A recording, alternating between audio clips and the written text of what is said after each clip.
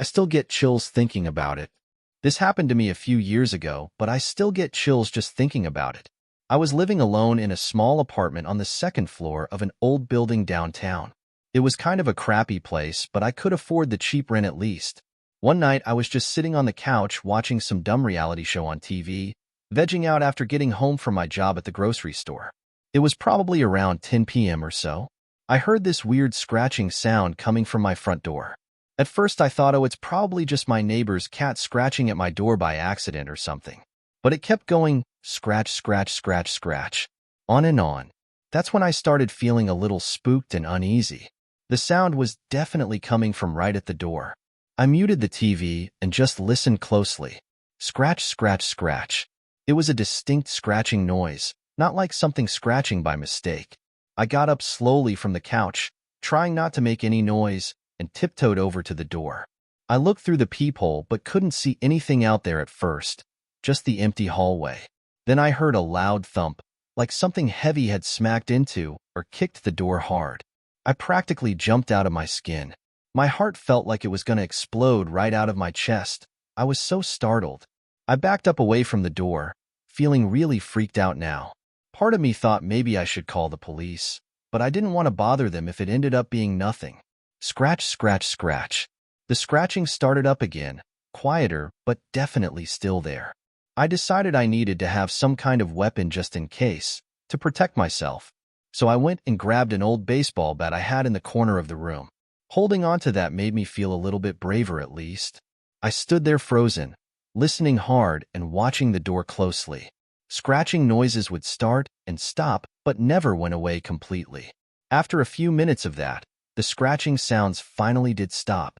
But then I heard what sounded like footsteps, like there was someone or something walking around outside my front door in the hallway.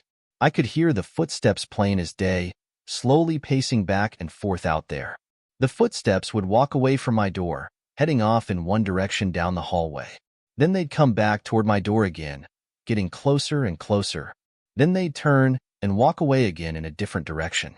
It went on like that for several minutes at least. I was absolutely terrified at this point, let me tell you. My mind was just racing, thinking who or what could possibly be out there messing with me like this. Every little shadow in my apartment looked menacing and scary. I didn't know whether I should try and make a run for it and get out of there, or just stay put and be quiet as a mouse, clutching my bat tightly. Finally, after what felt like forever, but was probably around 20 minutes or so, the footstep sounds faded away and everything went silent and still again. I just stood there clutching that baseball bat with my hands all clammy and sweaty from fear, listening hard for any other sound. Nothing. Silence. I somehow gathered up what little courage I had and very slowly, cracked open the door just a tiny bit to peek out into the hallway. At first it looked all clear, so I opened it a little wider and stuck my head out, looking both ways down the hall. Still nothing. No signs of anyone or anything out there at all. I closed and locked up the door again, shoving a chair up under the doorknob to wedge it closed. I sat up the rest of the night on the couch clutching that bat, watching TV with the volume low, jumping at every little sound. But I never did hear anything else out of the ordinary. No more footsteps, no more scratching, nothing. I damn sure didn't sleep a wink though, I'll tell you that much. First thing when the sun came up, I checked all around outside my apartment door and in the hallway. And there weren't any signs at all that anyone or anything had been out there. No footprints, no scratches on my door, nothing. But I know without a doubt what I heard that night. Something or someone was definitely out there in that hallway, scratching at my door and walking around, plain as day. I'll never be able to explain it, but it was easily one of the most terrifying nights of my whole life. To this day, if I'm ever home alone at night, I get these horrible creeped out feelings, constantly thinking I'm gonna hear those scratches or footsteps again. Just the thought of it makes my heart start racing.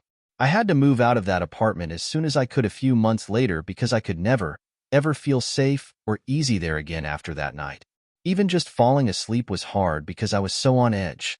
Part of me tries to rationalize it, tries to convince myself it was probably just some dumb kids pranking me or my mind playing tricks on me because I was tired from work or something like that. Or maybe I just heard sounds from another apartment that sounded closer than they were. But a part of me will always wonder if it was something much darker and sicker out there in that hallway that night. Something not human at all. Something evil. Whenever I catch myself walking alone somewhere at night, I get this feeling like I'm being followed or watched. I'm constantly looking over my shoulder, ears perked up, just waiting to hear those footsteps again out of nowhere. More than once I've spun around quickly with my hands up in fists, thinking I saw a shadow move or felt a presence close by, only to find nothing, of course. Just me being paranoid because of that one night. But can you really blame me? After what I experienced living in that apartment, alone, for all those hours in the dead of night with something unknown pacing around outside my door, the dense silence shattered by unmistakable footsteps or a scratch at any moment, not knowing if it was a person or a creature or something paranormal, just having to sit there petrified, waiting for God knows what to happen if it got in. Hell, I'm getting chills just describing it to you now. I've tried looking up stuff online to maybe find some rational explanation, but I've never found anything close to what I went through.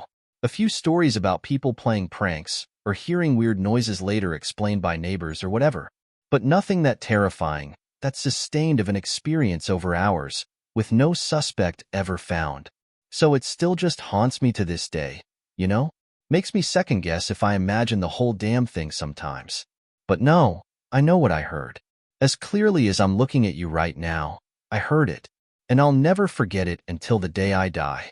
That relentless scratching at my front door. The unmistakable footsteps pacing around right outside, coming closer then fading away over and over again. Having no clue if something was going to try and break in at any moment. Just having to sit there frozen, clutching that stupid baseball bat like it would actually protect me if I needed it to. Never feeling so helpless and isolated as I did those nights alone there. I try not to let it make me too paranoid or anxious. I tell myself it was 10 years ago, just some weird one-off incident, that there's no reason to think I'll ever go through anything like that again. And most nights, I can just put it out of my mind when I'm laying in bed or watching TV by myself. Most nights, I make it through just fine without dwelling on those scratches and footsteps endlessly echoing in my brain. But then a floorboard creaks in the next room, and I'll jump out of my skin. Or I'll hear a bang or thump outside somewhere, and my heartbeat instantly skyrockets. I'll run around locking and relocking every door and window, checking every closet and hiding spot, feeling like I'm being hunted all over again. And no matter how hard I try, I just can't shake that dread that's burrowed so deep inside me over the years. It consumes me on those nights, has me looking over my shoulder every few minutes. Sometimes I hear friends or family talk about their weird, creepy, or supposedly paranormal experiences, and I start getting that feeling like I want to tell them my story, get it off my chest finally, but the words just never come out. I'm almost embarrassed by how scary it was, how it still haunts me years later. Plus, no matter how I tried to explain it, I know they'd never truly understand the level of fear and helplessness I felt those nights. They wouldn't be able to appreciate every little excruciating detail burned into my brain. The patterns of the footsteps, the lulls in the scratching where I could barely breathe waiting for it to start again, the pain in my clenched fists from holding that baseball bat so tight for so long. So I just keep it to myself mostly. Although every once in a while, if we're up late at night talking around the fire pit or something, I might get the courage to bring it up vaguely.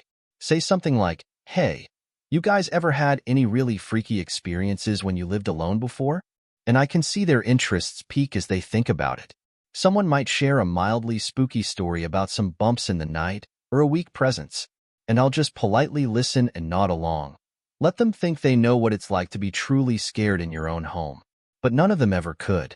Even the horror movies and shows I used to love, I have a hard time watching them now a lot of the time. As soon as I see a scene with someone alone in their house at night hearing weird noises, it just takes me right back to that night in the apartment.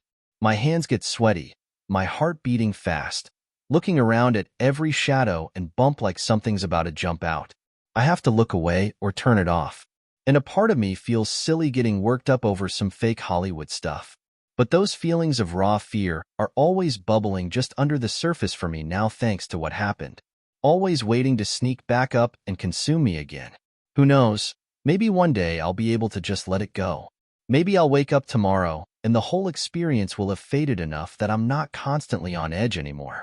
Maybe I'll be able to pass off a darkened street or go to bed alone with the TV on without jumping at every sound or shadow. Or maybe it'll be like this for me until the day I die, never being able to shake that core, primal feeling of dread and vulnerability I felt in those awful midnight hours trapped alone in that apartment. But for now, typing this all out and reliving it in such detail, I know I've got another few weeks of sleepless nights ahead of me at least.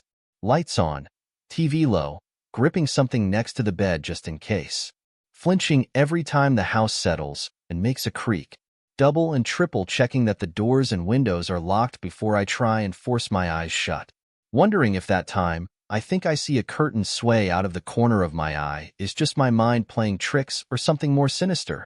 I know all the tricks to try and reassure myself. Leaving lamps on, leaving a podcast playing through the night for background noise, sleeping with my back against the wall. But none of it ever completely works. Because as soon as my eyes close, my mind just drifts right back to that night in the apartment surrounded by the endless scratching noises and phantom footsteps closing in. My breath gets shallow, sweat starts to beat up, and I feel every hair on my body stand on end like I'm right back there again all those years ago.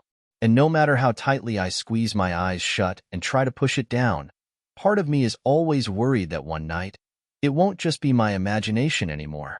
That one night, when that little feeling of dread starts creeping up from my chest as I hear some unexplainable thump from the other room, it'll be real this time. That this will be the night I open my eyes and see some unholy silhouette at the foot of my bed, finally here to collect after giving me all those years of warning with a simple scratch outside my door.